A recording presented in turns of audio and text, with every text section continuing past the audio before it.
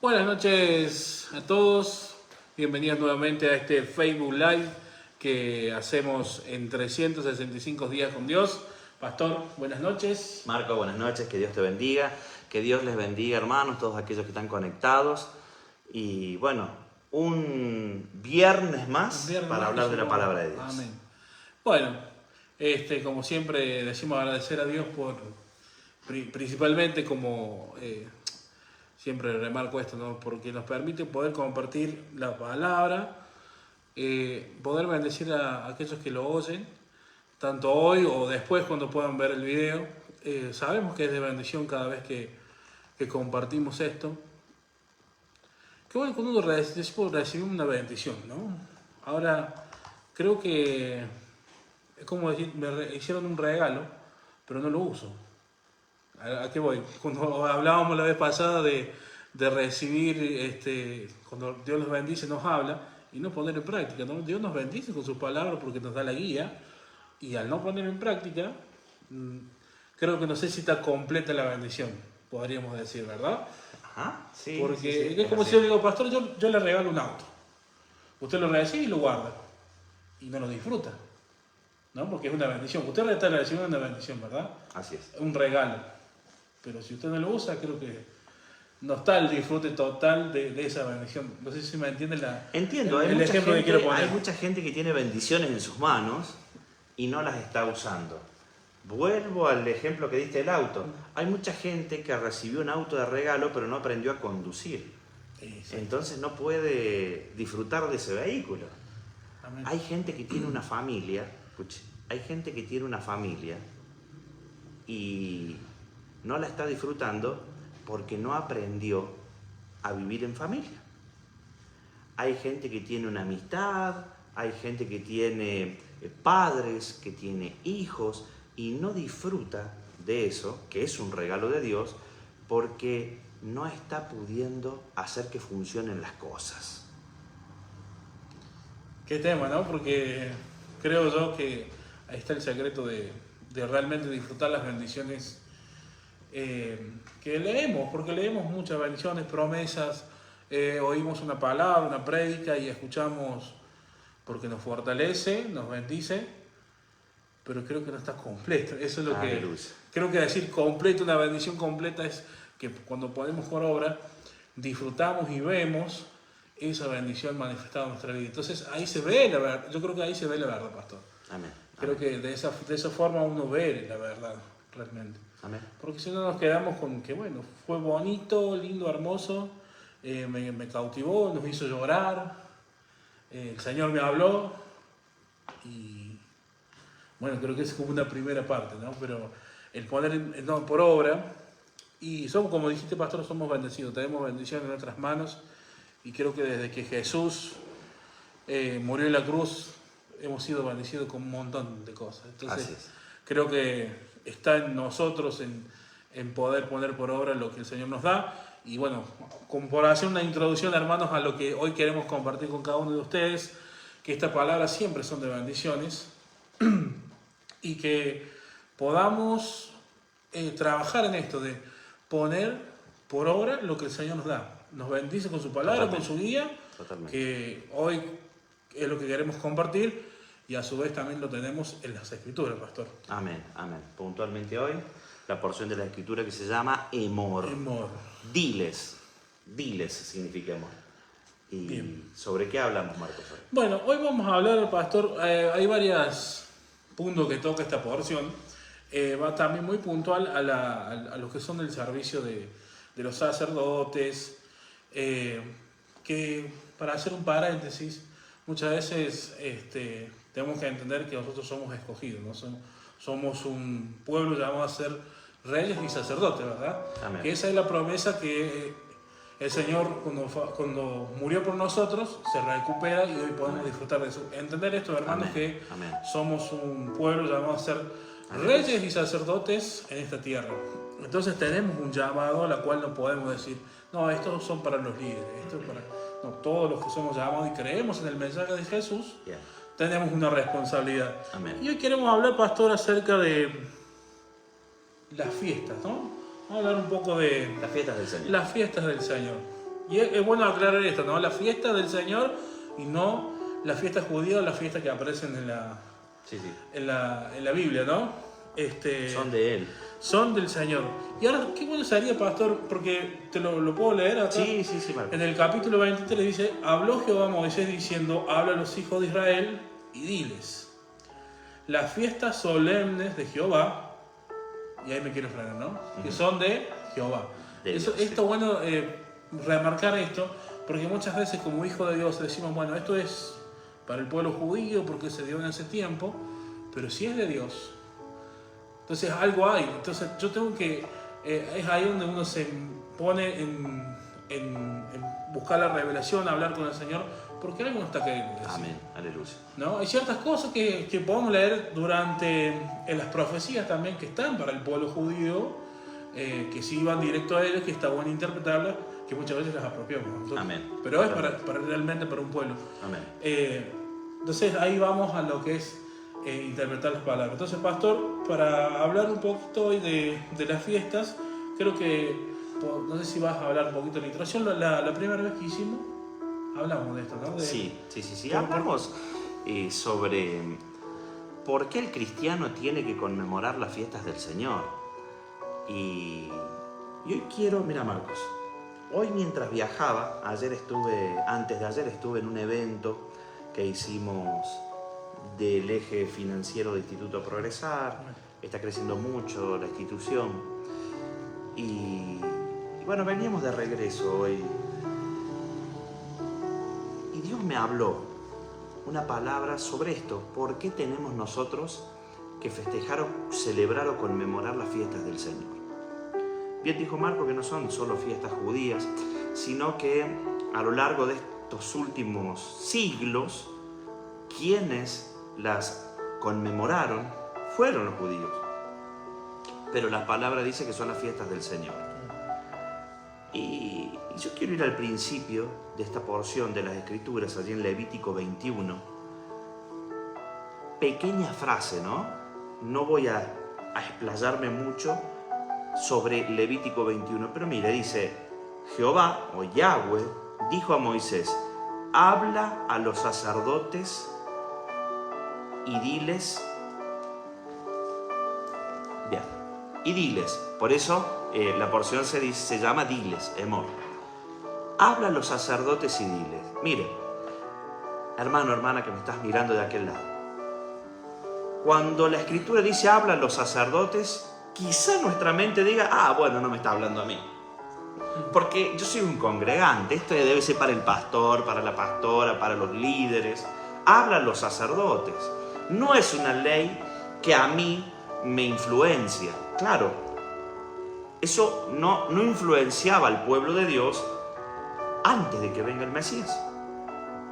Luego de que Jesús viene, Él se convierte en sumo sacerdote, de acuerdo a la orden de Melquisedec. Y nosotros, dice la Escritura, que somos llamados a ser reyes y sacerdotes. Entonces, cuando la palabra dice, habla a los sacerdotes y diles, nos está hablando a nosotros. O sea, nosotros tenemos los mandamientos de los sacerdotes. Entonces, esta palabra aplica para todo hijo de Dios. Y venía pensando, mientras regresaba, 800 kilómetros hicimos. Cada vez que hacemos un evento son 800 kilómetros mínimo. Y venía hablando con Dios. Y el Señor me decía, explícales por qué tienen que conmemorar las fiestas. Porque podemos decir las fiestas eran para Israel y aplicaban para Israel solamente. Y esto a nivel mundial durante siglos también se malinterpretó la Escritura pensando que Israel era solo el pueblo judío y que nosotros somos gentiles. Entonces hay fiestas que la tiene que celebrar Israel, pero nosotros no. Y te voy a hacer una pequeña introducción para que entendamos hoy por qué nosotros tenemos que conmemorar las fiestas del Señor. ¿Y qué bendiciones nos traen a nosotros conmemorar las fiestas del Señor? Hace muchos años Antes de conocer lo que hoy conocemos sobre la Escritura aquí en el ministerio, Dios habla a mi boca por medio de un profeta, de un varón, hermano de Marcos, tu hermano Marcos, Samuel. Ya no está con nosotros Samuel, falleció.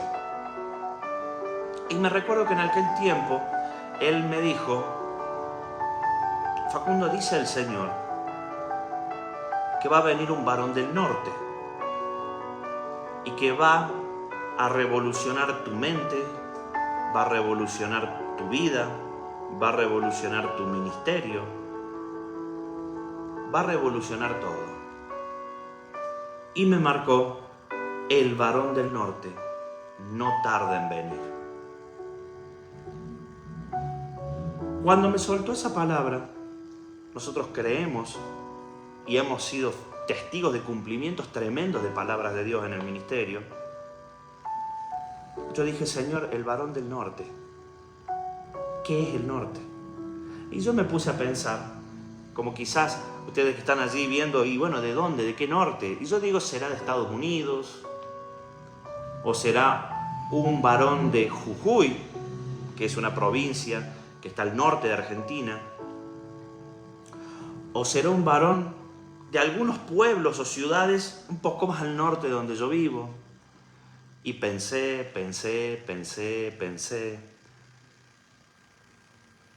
Y me quedé con esa intriga.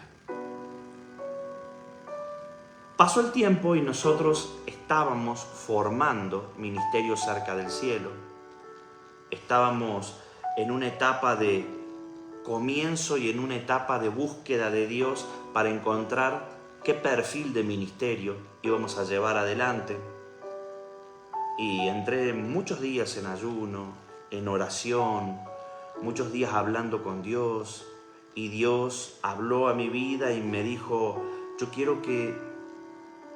Bueno, soy profeta. Y Dios me habló. Y me dijo: quiero que busques en las raíces.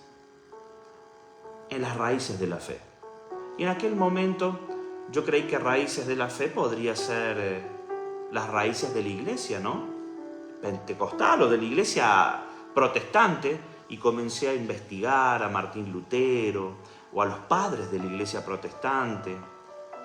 Y Dios me decía: no, es más profundo, es más profundo.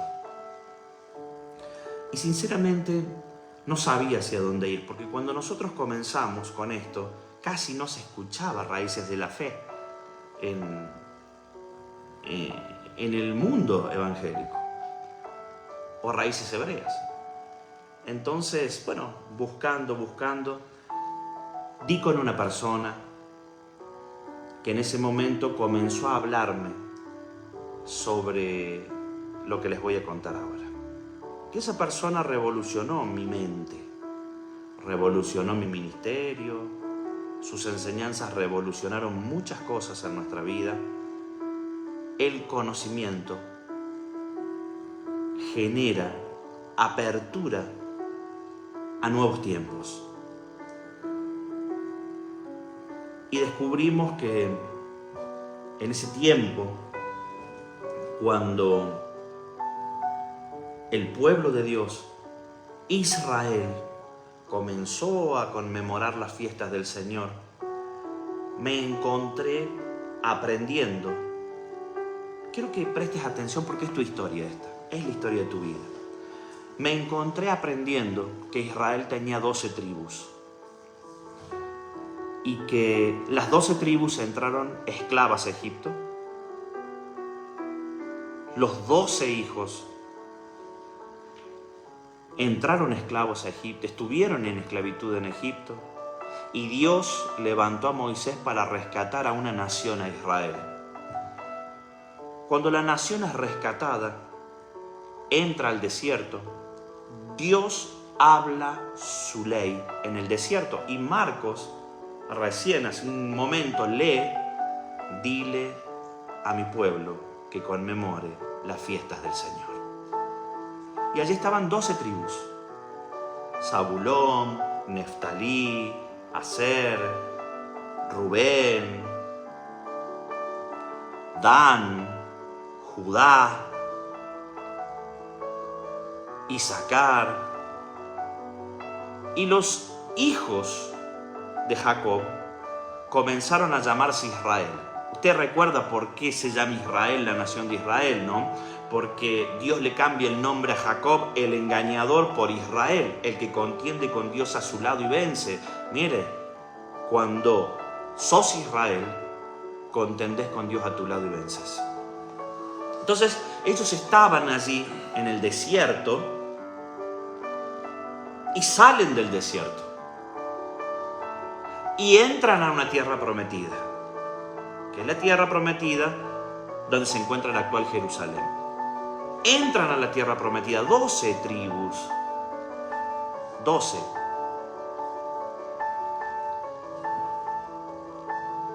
Pasa el tiempo y luego del reinado del rey Salomón, Dios permite que haya una revuelta hacia adentro y se divide en dos la nación. Se pelea un benjamita, descendiente de la tribu de Benjamín, se pelea con el descendiente del rey Salomón. Jeroboam benjamita contiende muchos años contra el rey.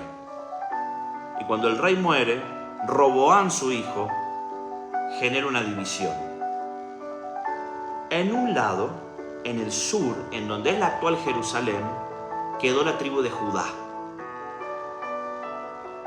y Benjamín y los levitas. Pero al norte de Judá se radicó las demás tribus de Israel. Israel se dividió en dos.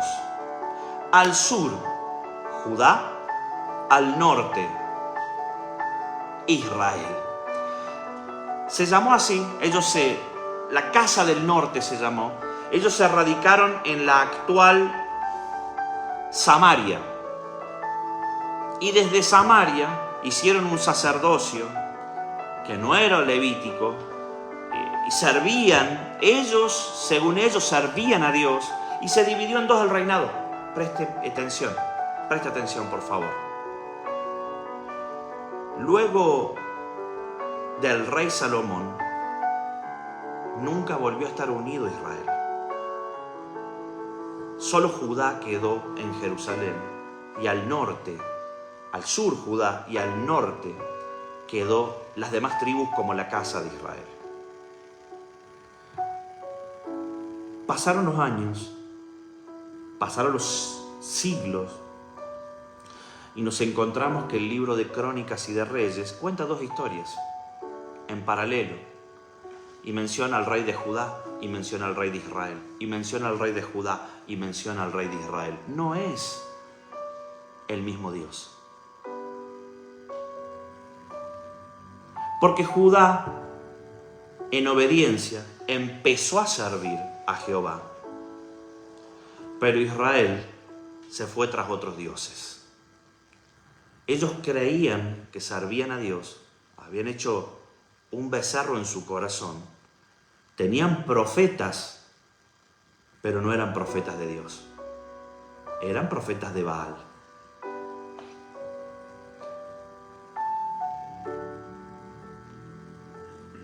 En el año 700 a.C., el rey Pilsen de Asiria toma cautivo a la nación de Israel. Porque la nación de Israel, la casa del norte, fue muy rebelde, se fue tras otros dioses, hasta que Dios los entregó a esclavitud. Ellos fueron llevados cautivos, la mayoría fueron llevados cautivos a Asiria. Luego, la casa del sur o de Judá fue llevada cautiva a Babilonia, y allí tenemos los libros que cuentan la historia en Babilonia, de Daniel, de los varones que fueron cautivos en Babilonia. La casa de Judá vuelve a Jerusalén. Dios le permite reconstruir Jerusalén a la casa de Judá. Y ellos quedaron en Jerusalén, la casa de Judá, la casa del sur. Ellos son hasta el día de hoy los actuales judíos que viven en lo que hoy llamamos la nación de Israel, en Medio Oriente. Pero ¿qué pasó con la casa del norte? ¿Qué pasó con la casa de Israel? Ellos no volvieron nunca más. Pero tampoco hay registro bíblico de que en Asiria fueron asesinados o que fueron exterminados, sino que cuando fueron llevados por el rey Pilsen a Asiria, décadas después, ellos comenzaron a incorporarse a la cultura asiria y comenzaron a mezclarse. Todos entendemos de mezcla. Todos entendemos de mezcla. Argentina es un país que es un crisol de razas. En Argentina hay gente que es descendiente de españoles, gente que es descendiente de italianos, de europeos, pero también hay gente que su padre quizás es de aquí, o su abuelo fue de Argentina, nativo argentino, criollo como le decimos aquí, pero su abuela fue italiana. Entonces nos fuimos mezclando y hoy yo sé quién es mi abuelo y mi abuela. Yo tengo abuelos que son de descendencia de aquí, Argentina, pero por parte de padre, pero por parte de madre tenía, que ya fallecieron, una abuela descendiente de españoles y un abuelo descendiente de italianos. También sé que mi bisabuelo, que fue italiano, vino en la Segunda Guerra Mundial Argentina a buscar una nueva oportunidad en su vida. Pero no sé quiénes fueron los padres de mi bisabuelo. Y tampoco sé quiénes fueron los padres de mi bisabuelo.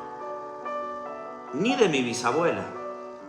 Y 10 generaciones hacia atrás, no sé quiénes fueron. La nación de Israel en Asiria comenzó a mezclarse, a tener hijos, a casarse con la gente de ese país, de esa nación. Y se fueron mezclando, y se fueron mezclando, y se fueron mezclando. Y ellos tuvieron hijos, y ellos sabían que venían. Ellos sabían que descendían de la casa de Israel. Y sus nietos sabían que descendían de la casa de Israel. Sabían que en algún momento habían sido la casa del norte. Y sus bisnietos también. Pero 6, 7, 8, 10 generaciones más adelante en el tiempo, ya nadie sabía. Nadie sabía que en algún tiempo sus antepasados habían sido la casa del norte, la casa de Israel, que había nacido de una división entre la nación y que al sur había quedado Judá y al norte había quedado Israel. Pasa el tiempo y Dios acelera un plan de salvación para la humanidad. Y el Mesías viene a la tierra, Yeshua. Y cuando Yeshua comienza a caminar, les da una instrucción a sus discípulos, que está en tu Biblia y está en mi Biblia, y Él les dice: por casa de gentiles no vayan. La primera cruzada no es a los gentiles. Luego Dios usa a Pablo, pero la primera cruzada no es a los gentiles, sino ir antes a las ovejas perdidas de la casa de Israel. Eso Jesús le dijo a sus discípulos. No le dijo ir a los judíos, que estaban en ese momento allí en Jerusalén, con un sacerdocio levítico, con un fariseísmo, con los saduceos. Jesús no vino a ellos. Dios da una directiva: vamos a buscar a las ovejas perdidas de la casa de Israel. Muchos ni sabían que eran descendientes del pueblo de Dios, porque estamos hablando del pueblo de Dios, el que caminaba con Dios a su lado y vencía.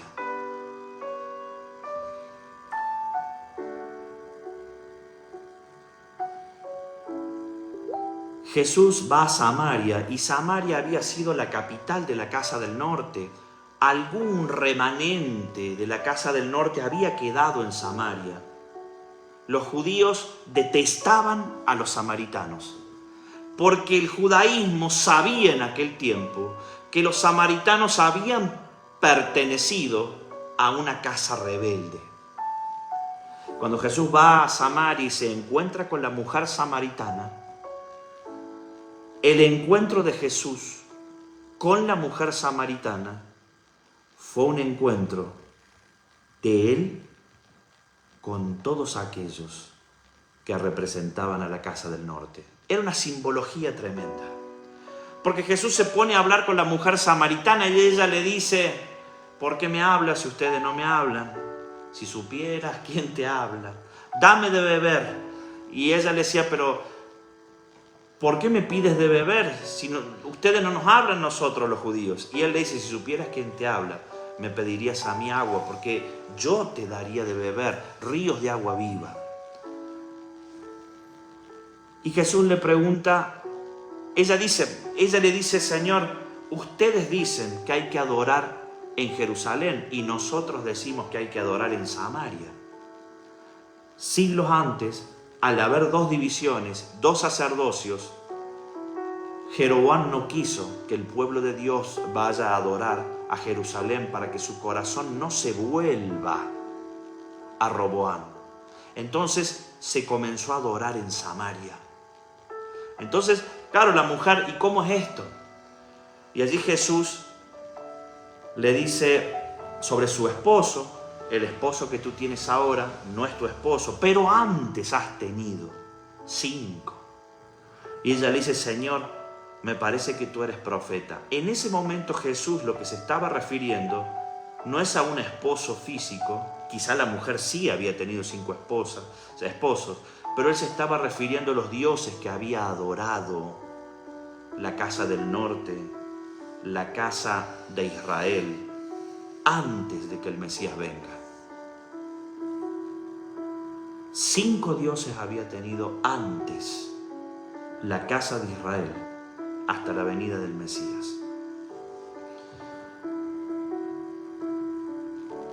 La palabra de Dios le da una promesa muy grande a Abraham, el padre de la fe. Dice la palabra de Dios que el Señor a Abraham, aún él siendo estéril, aún Sara siendo estéril, ya en su vejez, Dios le promete que su simiente, su descendencia, iba a ser como las estrellas del cielo y como la arena del mar. Mira las estrellas del cielo, mira la arena del mar y dime si la puedes contar, le dijo el Señor, el ángel del Señor, porque así será tu descendencia. ¿Por qué te hago toda esta introducción? Te hago toda esta introducción porque la actual nación de Israel, el judaísmo, no representa más del 1,5% de la población mundial.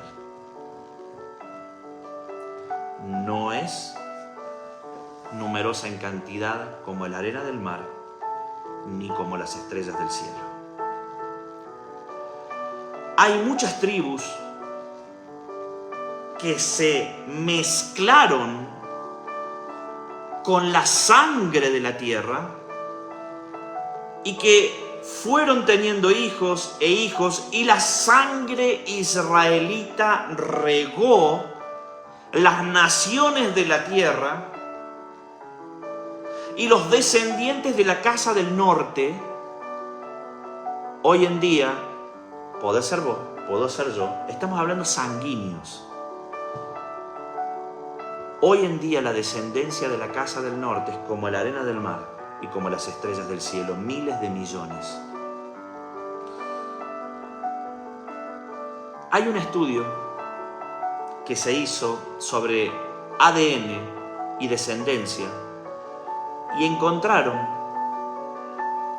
esto lo hicieron en Estados Unidos, encontraron de 9 personas, de 10 personas, 9 tenían descendencia judía, dicen ellos, judía. Tenían genes que en algún momento algún antepasado había sido judío. En realidad, no es judío, es israelita.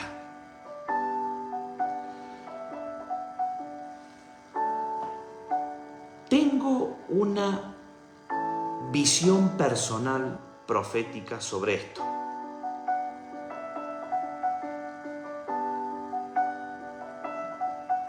Dice la palabra que el pastor habla, las ovejas oyen su voz y le siguen.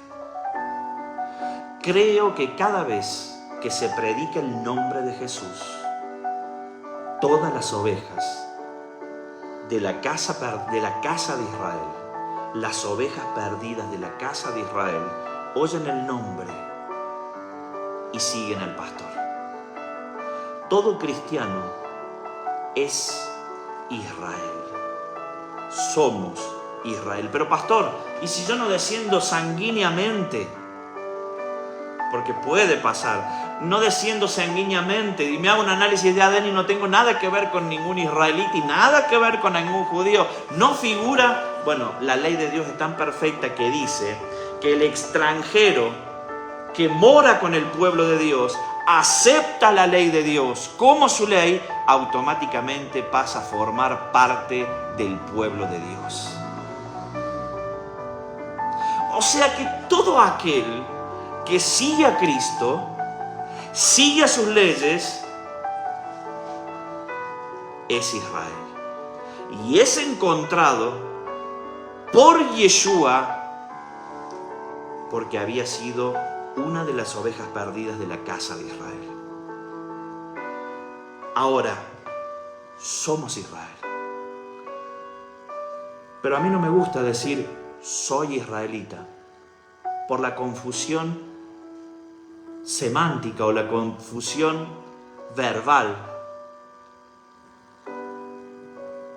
que se puede interpretar, se judaizó. Pero sí puedo decir soy un varón de la casa del norte. Y volviendo a la palabra que me dieron proféticamente antes de que mi vida cambiase, el varón del norte no tarda en venir. Cuando este varón vino y me reveló esta historia que yo les cuento y transformó mi vida, transformó mi ministerio, transformó todo lo que hay en mí, yo le pregunté, pero vio que por allí los evangélicos tenemos ese misticismo, ¿no? Creemos que un ángel ha venido a enseñarnos. He escuchado muchos comentarios. Bajó un ángel y le enseñó a leer. Y yo digo, este es un ángel. Porque me había hablado tantas cosas que sinceramente mi cabeza había explotado. Y digo, ¿cómo puede ser que nunca en mi vida haya escuchado esto? Y yo dije, Señor, yo estoy con un ángel. Y cuando yo le digo a este hombre, manifestate, ¿quién sos? Y él me dice, ¿cómo quién soy si me conoces? No, ¿quién sos? Él me dijo, yo soy el varón del norte.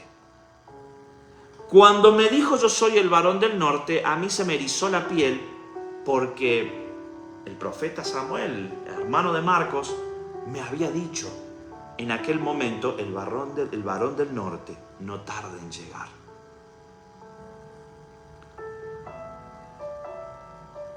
Y me quedé helado. Y entendí que yo también era un varón del norte, de la casa de Israel, y que formaba parte de esas ovejas perdidas de la casa de Israel. Esta es una explicación para que entiendas que para nosotros es un mandamiento conmemorar las fiestas del Señor. Es un mandamiento para nosotros celebrar las fiestas del Señor porque somos sacerdotes de Israel. Somos Israel. Todo cristiano es Israel. Pero bueno, quizá antes de esta enseñanza podías pensar como yo, va a venir de Estados Unidos, el varón del norte. Claro, no tenía ni idea de qué se refería con norte. Bueno, hoy te puedo decir que sos Israel. ¿Y sabes por qué? No sos Judá. Miren, Jesús viene de la tribu de Judá y la misma palabra dice, a los suyos vino y los suyos lo rechazaron. El judaísmo lo rechazó y Él se fue a buscarnos a nosotros. Fíjese que hasta el día de hoy el judío no cree en Jesús. Dice la palabra que al final de los tiempos ellos van a creer. Pero nosotros hoy portamos una gran bendición. La salvación del alma viene por Jesús y poniendo por obra la ley de Dios, las bendiciones de la obediencia. Bueno, pastor, creo que, como decía esto, esta historia nos da la identidad como hijos de Dios. Y yo pensaba en esto, pastor, porque vos fíjate cómo nos bendice el obedecer un mandamiento, el creer a Dios. Por eso hace mucho énfasis esto de la fe, cuando hablaste de Abraham, porque Abraham fue el único que le creyó a Dios. Algunos historiadores dicen que Dios le habló a varios, pero el único que creyó y obedeció a Dios fue Abraham. Entonces por eso somos bendecidos hoy. Hoy somos bendecidos por gracia a que Abraham tuvo fe, creyó y puso por obra. Entonces fíjese, hermano, cómo bendice a sus generaciones el poner por obra un mandamiento. O cuando algo el Señor nos dice, ¿no? Y hoy somos bendecidos también gracias a Abraham. Aleluya. Podemos decir esto, pastor, ¿no? Aleluya. Sabemos que después del sacrificio de Jesús, pero fíjese, hermanos, cómo bendice a generaciones y con el tiempo la bendición perdura cuando somos obedientes del Señor. Gloria. Esto nos da la identidad como hijos, en creer este mensaje. Por eso Dios viene a los suyos, porque son aquellos que le creen, ¿no? Porque son todos descendientes desde Abraham, ¿verdad, pastor? Y por eso las fiestas tienen que ver, que siempre lo marco, es ese encuentro que tiene el Señor con su pueblo. Amén. Por eso creo que es importante, si leemos el verso que leí recién en el 23, me quedó algo muy puntual. Nosotros siempre decimos que son 7 las fiestas, pastor, ¿verdad? Amén. Pero la realidad es que son 8. Porque dice 6 días trabajarás, más el séptimo día será de reposo. Santa convocaciones. El día de reposo. El día de reposo. Y fíjate, Marcos, que las fiestas del Señor son Moadim, diría la Escritura, tiempo señalado de encuentro con Dios. Y fíjate que hay fiestas muy distanciadas en el año, pero semanalmente tenemos un Moadim. Todos los días de reposo tenemos, o sea, el velo espiritual entre la realidad material y la realidad espiritual es más finito. Es un día en que Dios escoge para relacionarse con nosotros. Es por eso que debemos tomarnos ese día de reposo para tener ese encuentro con Dios, ese encuentro especial con Dios. Amén. Y es importante eso, ¿no, pastor? Porque ¿qué hacemos en ese día realmente? Amén. Porque si, bueno, me tomo el descanso, no hago nada, pero en realidad es tomarnos ese día especial simplemente para dedicarle a Dios. Amén. Ahora, ¿realmente disfrutamos el día? ¿O espero que pase rápidamente porque ya mañana tengo que hacer otra cosa? Creo que también está ahí esto de poder disfrutar ese encuentro con el Señor, ¿no? Luego tenemos las otras fiestas que son Claro. en otro tiempo, pero me quedó puntual. Siempre dijimos, son 7 las fiestas, en realidad son 8. Porque es una santa convocación más, el guardar el día de reposo, ¿no? Amén. Que es nada más y sencillo, pastor, que pasar ese tiempo con el Señor, que creo que es ahí donde recibe uno la dirección, recibe la palabra, y cuántas cosas nos hubiese ahorrado en nuestra vida si hubiese dedicado ese tiempo pleno de escuchar al Señor y poner por obra. Y es lo que nosotros intentamos hacer con estos vivos hoy en día. Este es un tiempo tuyo con Dios. Hoy estás en un tiempo señalado de encuentro con Dios. Y tomándote este tiempo, cumplís un mandamiento. Y si cumplís un mandamiento, las bendiciones de la obediencia vienen sobre tu vida. Siempre digo que es distinto comprender la Torá en el espíritu que comprenderla en la letra. Es distinto comprender la Torá desde el judaísmo que desde la cristiandad. Porque a los que creen en Jesús, a los que creen en Yeshua, les fue dado el Espíritu Santo. Y es el Espíritu el que nos lleva a comprender la ley de Dios en el Espíritu y que nos lleva a disfrutar de grandes bendiciones. Amén. Creo que, bueno, pastor, en esto de seguir los mandamientos, a veces qué importante es darle la atención. Yo me quedé con...